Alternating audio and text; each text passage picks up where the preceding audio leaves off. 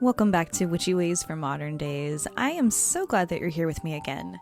If you have been following along this small series, then you know that we have been traveling up the energetic ladder of the chakras, touching layers of emotion and desire within the root and then sacral centers. Today we are going to rise just a little bit higher into the bright home of personal power, identity, and self-respect, the solar plexus chakra. So I want you to take a breath with me wherever you are. I want you to feel your ribs expand, feel warmth in your chest. And now imagine dropping that awareness down just a couple of inches right to the space between your ribs and your belly button. And that's where we're going today, into the solar fire that lives within you, even if it's been dimmed by life, circumstance, or self-doubt, even if it's been ignored or shamed or forgotten. It's still there, a spark waiting for you, waiting for permission to rise. So the solar plexus chakra, which is known in Sanskrit as Manipura, is the energetic center associated with the element of fire. And really that alone tells you so much, right? So fire transforms, fire illuminates, it gives heat, it also burns. So this is the chakra that is the seat of self-esteem, willpower, action, discipline, confidence. It's in charge of boundaries. And it's that feeling of, I can. Not I might, or I should, or not someday, or no, it's I can and I will. And it's not a frantic, ego-driven type of energy center. It's more of a embodied, steady center.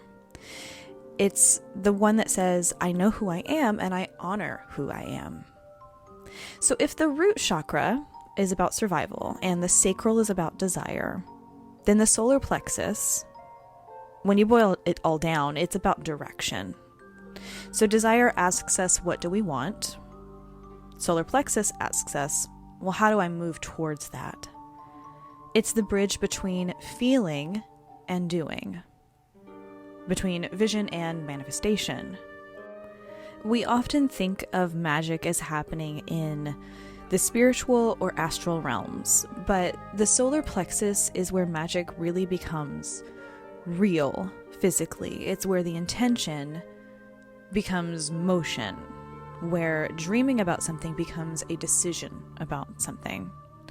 Hope you're following this. This is it's an interesting one to get into. And there's something that people really don't talk about enough with this center. This chakra, the solar plexus, is deeply tied to your sense of worthiness. And that's not in the sense of thinking that you're perfect or you are superior in any way, but it's the quiet inner knowing that you have a right to take up space in your own life. You have a right to have opinions, to make choices, to say yes, to say no, to pursue what matters to you, even if nobody else understands that. So when this chakra is balanced, you don't feel like you need constant validation, because your sense of self will come from within, not from approval or applause. But most of us don't grow up with that inner sun that shines all the time. We learn, slowly, sometimes painfully, to dim ourselves to make others comfortable. We learn to apologize for who we are. Maybe you were praised only when you succeeded, so achievement became a condition of love for you. Or maybe you were punished for having a voice, so silence became the shield you carried. Maybe criticism cut deeper than compliments ever healed you. Or maybe you were told you were too much, too loud, too sensitive, too ambitious. Or, painfully, the opposite. You were told you weren't enough. And these are the messages that sink in and really live in that solar plexus as tightness. This is something that develops into insecurity later in life, procrastination, self-sabotage, or a tendency to shrink when life is really trying to get you to expand. When the solar plexus chakra is underactive, so it's low vibration, it feels like you're lacking fire, lacking spark. You might struggle to finish what you start. You might feel stuck in indecision, second-guessing yourself constantly. It's like there's this persistent voice in your head that keeps asking, well, who do you think you are? You might be avoiding conflict. You avoid visibility, responsibility. And it's not because you don't care, but because a part of you has been convinced you are not capable or worthy of it. An underactive solar energy can show up as low motivation, chronic self-doubt, difficulty setting and keeping to boundaries, or a habit of giving away your power to other people, letting them decide, letting them lead, letting them define you. Now, on the flip side, when the solar plexus is overactive, so it's very high vibrational, way too high, it can swing into the complete opposite side of fire. It's too hot, it's too forceful, it's too dominating. You might recognize it in people who bulldoze over others to get what they want, who need to be right at all costs, or who equate vulnerability with weakness, and so they control with strength. Overactivity like this can look like perfectionism, obsessive planning, rage when things don't go as they expected, and a refusal to ask for help. It may seem like confidence to us from the outside, but on the inside it's generally fear. It's fear of losing control, fear of being exposed, fear of feeling powerless. So as always, balance is the sweet spot. That is way easier said than done, I know. A balanced solar plexus is not loud. It's steady. It's the kind of confidence that doesn't really need you to announce itself. Think of it as a candle that you see across a room. It's not a raging bonfire, hopefully. It's not a burned out wick. It's just a steady flame. So when the chakra is balanced, your boundaries become sturdy, but they are still compassionate. You can say no without guilt, yes without fear. You can take action without feeling the need to prove something. You can lead without overpowering and follow without disappearing into it. You know what's yours to carry and you know what isn't. One of the most beautiful aspects of this solar plexus energy is how deeply it is connected to integrity. This is where you feel that inner hum of alignment or a sharp discomfort when you betray yourself. So you know that sensation when you agree to something that you actually don't want to do. You feel it. It's right there in your gut. Or when you speak a truth that you've been afraid to voice and something inside you loosens, brightens. And that's the feeling that also lives in the solar plexus. That gut sense, the intuition we talk about during magical practice, is literally physical. It is spiritual as well, but we forget a lot that it is a physical reality too. Your gut instinct is not poetic metaphor. It's the nervous system of the solar plexus speaking to you, trying to guide you. And when this chakra is healthy, you trust that voice. You're connected to your inner compass. And when it's blocked, you question every instinct and you look outward for answers that can only come from within you. And yes, this is the chakra that's fiery, but it is not just about pushing through or grit. Fire needs fuel. It needs oxygen to thrive. It needs to rest between tasks. It's not sustainable for this energy to burn constantly. And I think that's where so many of us get lost with this. We think personal power means always hustling, always striving, never slowing down. This is something I fall into a lot. I don't allow myself to rest And so my solar plexus, when I do that, suffers. But solar magic, fire magic here, it is cyclical. We have to remember this. We need to look at the sun. Just look at the sun, the physical sun. It rises and it sets. It shines and then it rests. Even this star, this source of life, is not on all the time. The solar plexus teaches balance through action and pause. So it teaches discipline, but it doesn't teach punishment. It teaches confidence, but not arrogance. Strength, but not rigidity. There's flexibility there. There's flexibility in fire. There's movement. There is a choice. And part of that choice is deciding what story you tell yourself about yourself. The solar plexus is where narratives are formed, where your identity actually starts to crystallize. And it's not the identity other people place on you. It's not the roles you were raised into, not the masks you crafted for survival, but the actual truth of who you are. This chakra asks you, who are you when you're alone, when you're not trying to impress anyone? Who are you when you stop editing yourself for other people's approval?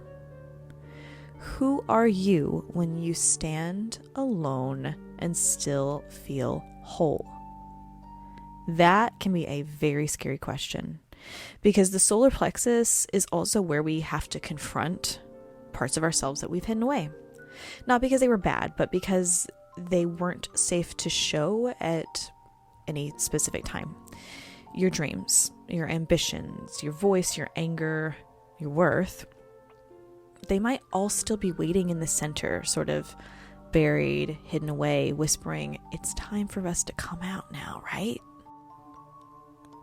Confidence is not something that you either have or you don't have, which is not usually how we get told this. Usually it's like, well, be confident. Okay, cool. It's not a black and white thinking. It really isn't. That is a very big misconception. Confidence is something that you build by keeping promises to yourself. Every time that you tell yourself, I will do this, and then you actually do it, even if it's something very small, you're strengthening your resolve, your solar plexus. By keeping promises to yourself, you actually become somebody that your nervous system trusts. Not someone who never fails, but someone who keeps trying, who keeps showing up, keeps pushing past fear. And boundaries, real boundaries, not avoidance, are solar plexus magic in action. A boundary says, I know my worth, and I know what I will and I won't allow into my energy. Boundaries are not walls meant to keep love out.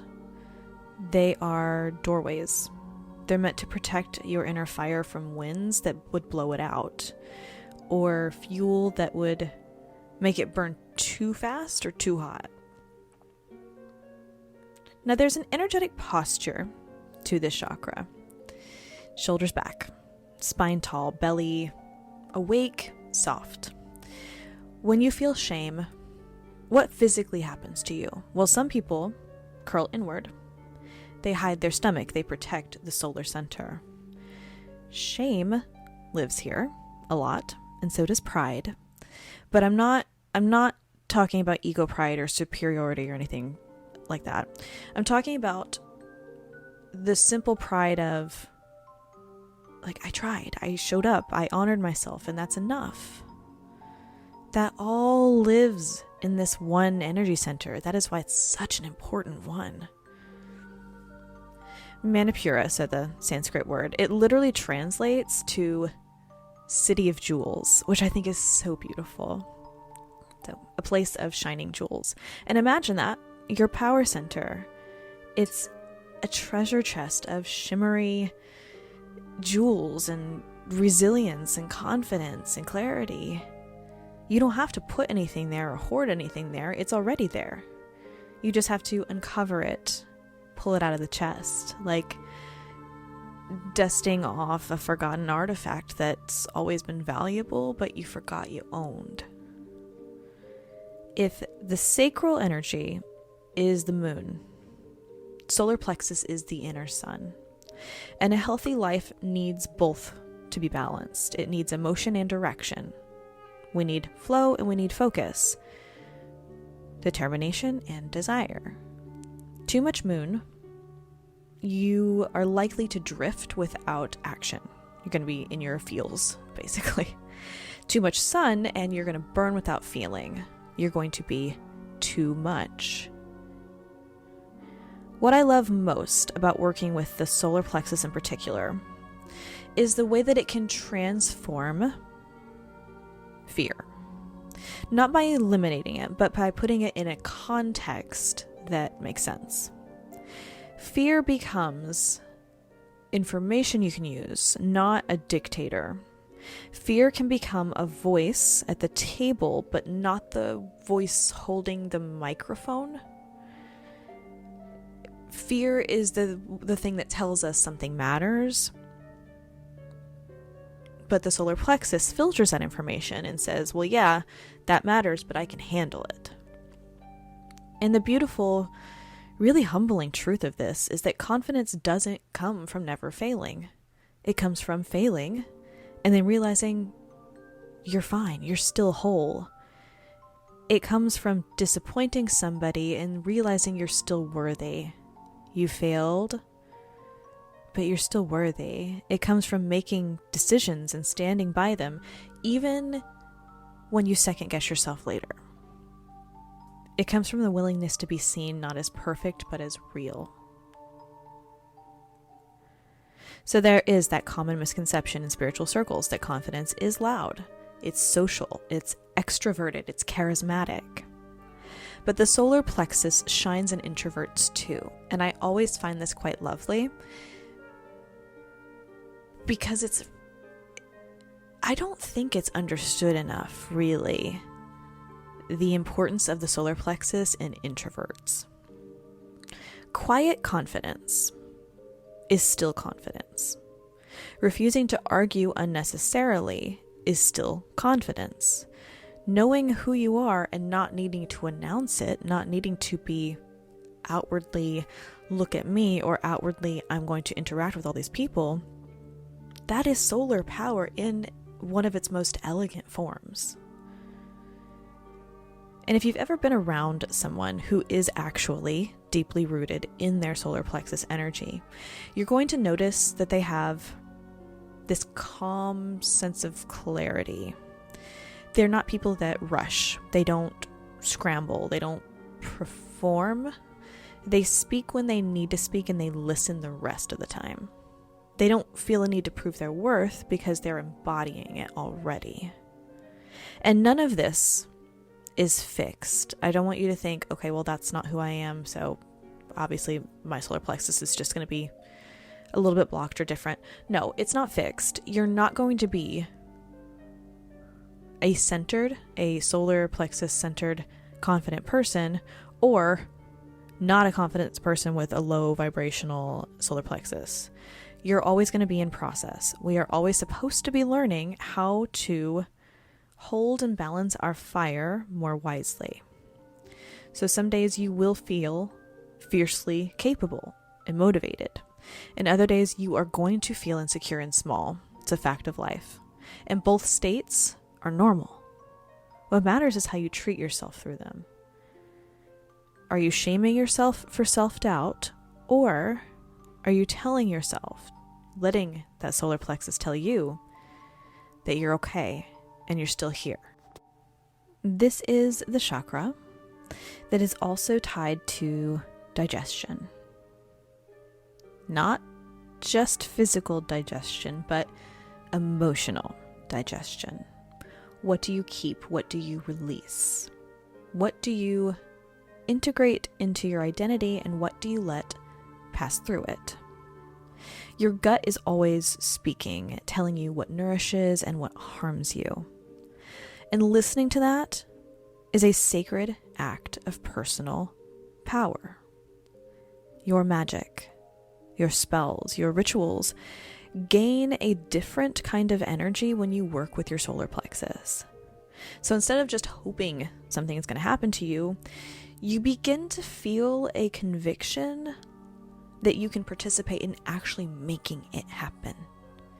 Manifestation here becomes a partnership rather than wishful thinking. You don't just dream. It's like working with the solar plexus makes it so that you light the match under the dream. And I want to say something here, and I want to try to say this as gently as I can. Sometimes reclaiming your solar plexus means disappointing people who benefit from your lack of boundaries. Sometimes it means saying no when you used to say yes. Sometimes it means stepping up where you used to shrink, make other people comfortable. Sometimes it means walking away when you're used to staying. And it's okay. It's very hard, but it's okay. Power shifts can be felt in relationships. But anyone who truly loves you will learn how to respect your fire and not extinguish it. So as I start to close this episode, I want you to imagine, again, the flame in your belly as more than a metaphor.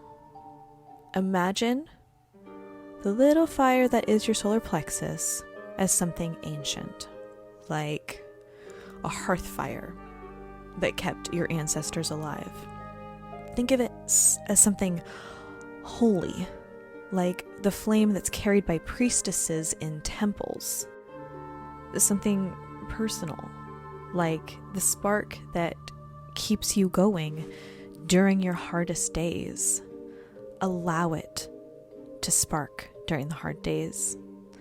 You are allowed to shine, not in comparison and not in competition, not in ego either, but in authenticity, being you. Your solar plexus will never ask you to become somebody new. It wants you to remember who you are without fear.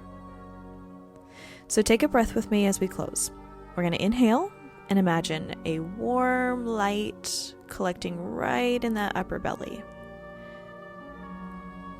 As we exhale, we're going to let the warmth spread through our body, our posture, through our presence. And it's just a glow. It's not a blazing fire. It's not dim.